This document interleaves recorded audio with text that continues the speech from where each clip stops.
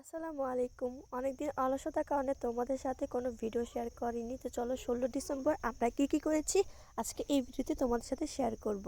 ১৬ December আমার বড় আপুদের বাসায় দাওয়াত ছিল।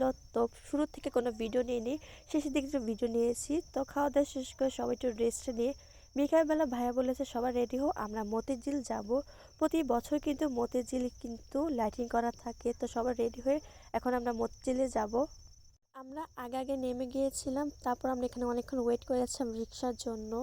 জায়গাটা কে কে চিনো অবশ্যই কমেন্ট করে জানিয়ে যাবে। তারপর আমরা রিক্সাতে উঠে গিয়েছিলাম। আমরা প্রতি বছরই মতিঝিল যাই। তো মতিঝিল কিন্তু এবার খুব কম লাইটিং করা হয়েছে। তো শুরুতে দেখলাম লাইটিং দেখতে দেখতে যাচ্ছিলাম, আর অনেক জ্যাম ছিল। এই first time Sanaya ১৬ December Motijheel গিয়েছে। সানা লাইটিং দেখে তো খুব খুশি হয়ে গিয়েছে। শুধু সানায়া না, তার সাথে সাফকাত তো খুব খুশি হয়ে গিয়েছে। এখানে আরও যারা বাচ্চারা গিয়েছে তারা অনেক খুশি হয়ে গিয়েছে। এখানে রাস্তা পুলিশও ছিল সেফটির জন্য। পুরো বিল্ডিংয়ে কিন্তু চারপাশে লাইটিং করা ছিল। প্রতি বছর যে লাইটিং করা থাকতো এই বছর খুবই কম লাইটিং করা ছিল। তো হাঁটার সময় রাস্তা দেখলাম আচার, তো ভাইয়া বললো কে কে কোন আচার খাবার। তারপর আমাদের মন মতো আমরা আচার নিয়ে নিলাম এখান থেকে। তারপর সামনে দেখি ফুচকার দোকান, তো সবাই মিলে এখানে আমরা বসে ফুচকা খাচ্ছিলাম।